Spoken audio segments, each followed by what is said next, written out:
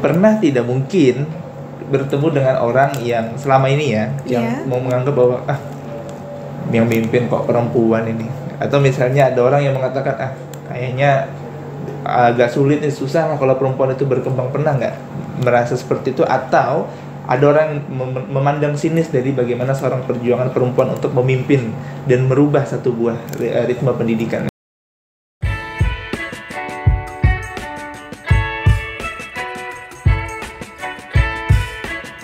Saya mau bukan menyombongkan diri, bukan ya Pak Rido, tetapi ingin membuktikan bahwasanya wanita juga bisa berkarya. Tinggal kita itu mau atau tidak. Kalau bisa itu banyak orang yang bisa, tetapi kadang justru lebih kepada tidak mau. Seperti itu. Jadi kalau dikatakan kita itu repot dengan keluarga, repot gitu ya, sangat bahkan begitu. Tetapi bagaimana di situ kita memilah dan memilih serta mengatur waktu kita begitu. Jadi saya ingin benar-benar bisa mengembangkan Mandua Kutai Kartanegara ini agar tentunya bisa juga bersanding seperti madrasah-madrasah lain yang berada di ibu kota provinsi begitu. Dan capaian sampai di kurang lebih 1 tahun 3 bulan, alhamdulillah luar biasa. Tim riset kami sebagai andalan program, karena memang Mandua Kukar itu mendapatkan amanah untuk menjalankan program riset. Awal Juni lalu kami berhasil mendapatkan silver medal ya di LKTI internasional. Nah kemudian ini juga akan memasuki tahap seleksi tingkat nasional di MyRes. Nah untuk prestasi lembaga, perpustakaan pun juga alhamdulillah mengalami kemajuan yang sangat pesat Pak Rido. Alhamdulillah juga tim di Mandua Kukar ini lumayan untuk diajak gerak cepat. Saya sangat bersyukur dengan capaian itu begitu ya. Artinya perpustakaan kami yang awalnya ada di belakang, terbelakang begitu ya, tidak terurus, kemudian saya pindahkan ke depan, yang sekarang perpustakaan digital itu menjadi salah satu layanan terdepan Mandua Kukar. Jadi pusat informasi, pusat kegiatan ada di perpustakaan digital Mandua Kukar yang sudah terkonek dengan website madrasah.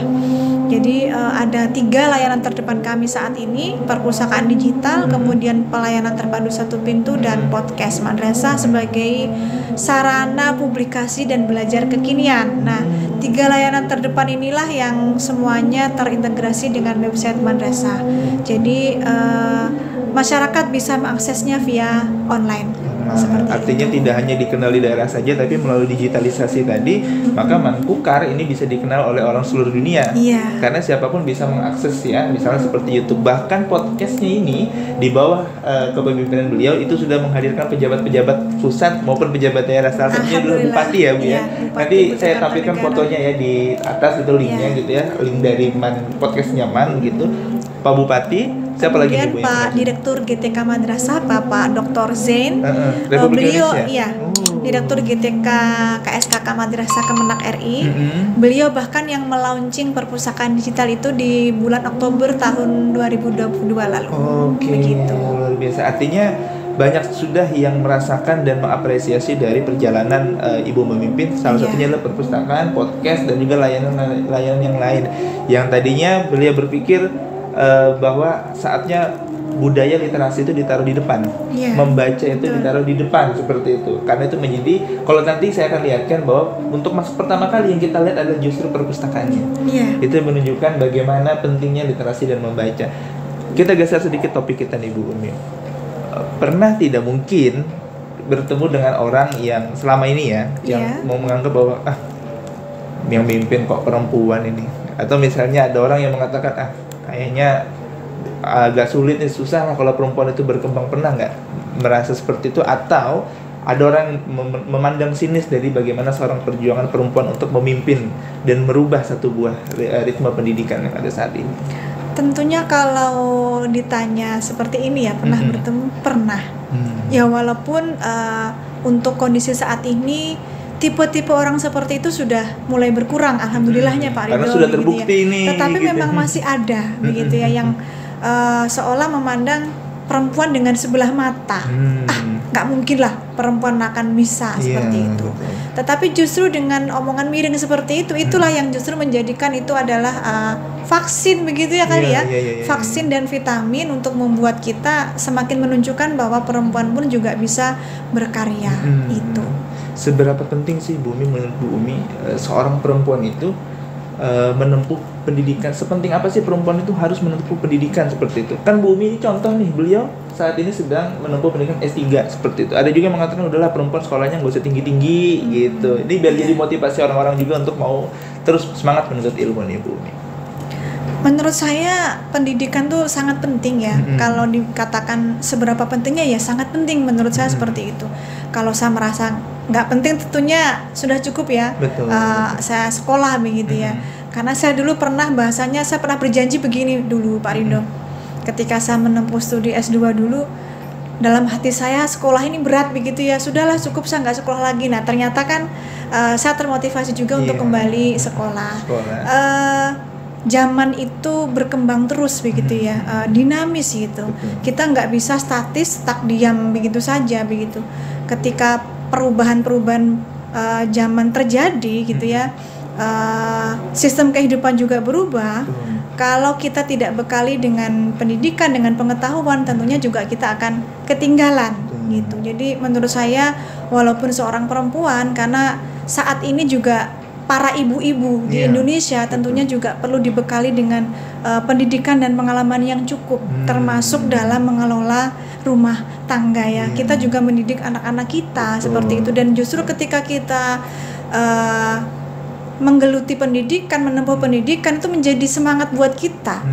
Kita sekolah sampai setinggi ini, masa anak kita tidak bisa seperti kita minimal, atau bahkan harapan orang tua pastinya akan lebih tinggi dari kita. Gitu. Jadi menurut saya sangatlah penting pendidikan itu. Dan pesan mungkin sedikit pesan boleh ya pasti. Dengan para wanita-wanita Indonesia begitu, bahwasanya kita para wanita bisa berkarya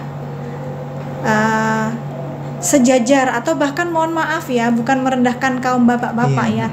Kita bisa sejajar perjuangan kita untuk berkarya baik dalam sebuah lembaga sama seperti para laki-laki yang lainnya begitu. Pada intinya yang penting tidak menanggalkan kodrat kita selaku wanita, tentunya itu. Ketika kita mendapatkan tugas, lakukan tugas dengan sebaik-baiknya, silahkan berkarya. Jangan pernah berhenti untuk berkreasi dan berinovasi.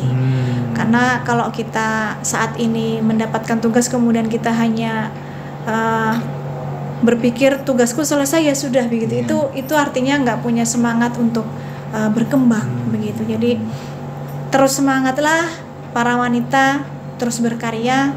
Jangan pernah berhenti untuk berkreasi dan berinovasi. Dimanapun kita bertugas begitu ya, jadilah orang yang bermanfaat untuk orang lain dan juga untuk lembaga tempat kita ditugaskan.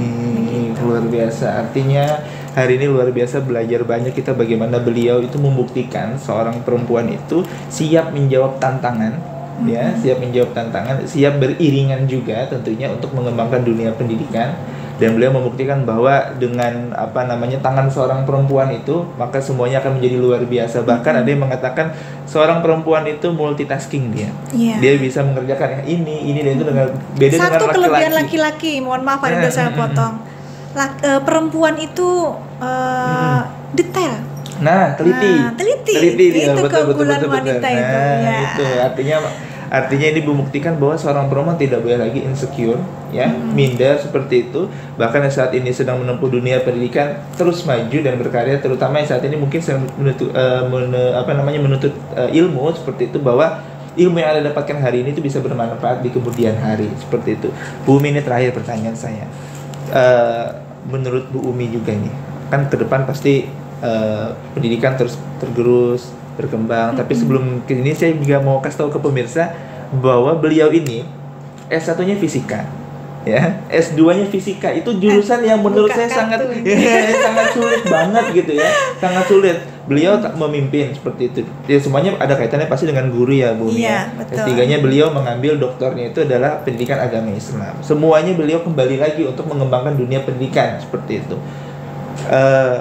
Menurut Bu Umi sendiri gitu, menjawab tantangan yang berbeda-beda seperti S1 fisika, S2 fisika kan sulit itu. Orang juga nggak mau ngambil sebenarnya ya, jurusannya sangat sulit banget. Ini luar biasa, di balik anggunnya beliau ternyata keilmuannya sangar sekali gitu ya. Nah, kenapa Bu? Waktu itu minat banget sama hitung-hitungan fisika itu apa, dan bagaimana bisa kok terjun ke dunia begitu gitu, dunia pendidikan fisika ya? Sama seperti cerita awal tadi, bahwasannya ketika kita itu memilih studi begitu ya dari awal begitu. Memang betul sih ya, kita menuntut ilmu begitu ya Mas ya. Tetapi menuntut ilmu itu ibadah gitu. Tetapi memang jujur kita akui ketika awal studi dulu, dan mungkin bukan hanya saya yang mengalaminya, kita pasti akan berpikir kemana kita setelah itu akan berkarya dan bekerja. Nah, saya berpikir waktu itu selain memang saya suka bidang eksakta begitu, saya berpikir bahwa peluang pekerjaan itu yang saat itu yang peluangnya terbuka lebar itu ada di eksak begitu ya, jurusan semacam fisika begitu. Kalau dibilang suka, saya suka. Tetapi kalau dibilang pintar di bidang itu, enggak juga lah ya. Ada iyanya. Saya tidak. Artinya karena di situ suka, pada intinya di situ. Oh, jadi kita ketika ingin menjalani sesuatu, kita sukai dulu ya, Bu. Sukai dulu ya. Sukai dulu gitu kan. Kita kalau sudah suka, namanya kita kalau sudah cinta, sudah sayang begitu kan, apapun kita lakukan kan. Betul. Seperti itu. Nah, kemudian kalau sekarang mungkin ditanya begitu ya, loh, ini S1 S2-nya eksak gitu ya. Kenapa kok jalur S3-nya kok beda gitu ya. Mungkin orang berpikir bahwa saya ini termasuk dalam pragmatis begitu ya. Simple, yang penting S3, mohon maaf. Saya pikir tidak, karena sejalur dengan dunia pekerjaan. Saya berpikir begitu juga Pak Rido, betul. Saya berpikir saya kurang lebih sudah 20 tahun bertugas di madrasah. Begitu. Jadi madrasah ini kan lembaga pendidikan Islam.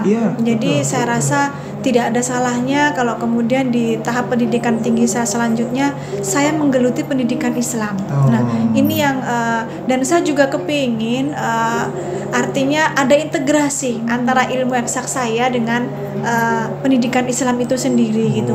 Mungkin orang bilang terlalu idealis begitu, tetapi kan boleh ya, berangan-angan kan boleh. Menarik Kita boleh bermimpi. Siapa tahu dengan keunikan saya ya, yang seolah orang memandang atau bahkan mungkin mencibir mungkin Pak Rido ya, saya nggak peduli sih gitu ya. Ini kok ngoyo betul gitu ya, nekat atau tersesat gitu ya. Saya tidak peduli, tetapi memang ada satu harapan besar saya nanti, apa yang saya dapatkan dari Winsi nanti begitu ya, benar-benar bermanfaat, terutama dalam hal integrasi sains ilmu yang saya dapat dengan keislaman yang saya dapat di kampus seperti itu. Jadi saya tetap optimis begitu ya, bahwasanya produk yang saya hasilkan nanti akan bermanfaat untuk lembaga pendidikan Islam. Itu harapan saya. Lembaga pendidikan Islam, tapi saya yakin pasti akan bermanfaat untuk hal-hal yang lain juga semuanya. Mudah-mudahan gitu ya. Karena sains ya, pemirsa, kalau kita bicara satu pendidikan agama Islam saja, kita berkutat di situ, menurut saya itu sesuatu yang wajar dan biasa saja. Tapi ketika kita mengaitkan keduanya, antara eksak dan juga pendidikan agama Islam, lalu kita kolaborasikan, kita akan menjadikan itu akan menjadi hal yang luar biasa. Kita akan tunggu nanti hasil disertasinya beliau, semoga dimudahkan dan dilancarkan seperti itu produknya ya Bu ya. Seperti itu, amin ya rabbal alamin. Semoga tentunya ini bisa menjadi tayangan yang sangat menginspirasi buat kita semuanya. Simpel, singkat, pesan untuk perempuan Indonesia, Mas. Wanita pasti bisa. Yang penting kita mau begitu ya. Jadi pesan untuk para wanita-wanita Indonesia begitu ya. Jadi biar cakupannya lebih luas begitu ya. Jadilah wanita sebagai pejuang hebat yang menghasilkan banyak karya begitu. Mungkin saja Mas. Amin. Wanita hebat. Wanita harus menjadi pejuang hebat dengan banyak karya. Wah, ini bisa menjadi tagline judul kita nih. Nah, luar biasa. Jadi wanita itu adalah sosok yang hebat dan jangan pernah mau kalah dan bisa menghasilkan berbagai macam karya dimanapun, apapun dan profesi apapun Anda. Dan semoga tayangan ini menginspirasi bahwa seorang perempuan itu mampu menghasilkan karya-karya yang luar biasa yang bermanfaat untuk orang lain. Bu Umi sukses selalu untuk karirnya. Semoga dimudahkan. Terima kasih saya bersama pemirsa boleh hadir di sini, mengganggu waktunya, mengganggu waktu istirahatnya. Tidak. Seperti itu. Semoga saja sukses selalu. Amin. Dan tentu ini menjadi manfaat bagi kita semuanya. Amin. Dan pemirsa dimanapun Anda berada, akhirnya kita akan lanjut lagi dengan tokoh-tokoh inspirasi lainnya. Dan semoga saja Anda jangan lupa like and subscribe video ini. Semoga bermanfaat bagi kita semua. Komen dong kira-kira luar biasa sekali Ibu Umi. Bagaimana tanggapan Anda? Berikan komentarnya. Terima kasih. Assalamualaikum warahmatullahi wabarakatuh. Waalaikumsalam warahmatullahi wabarakatuh.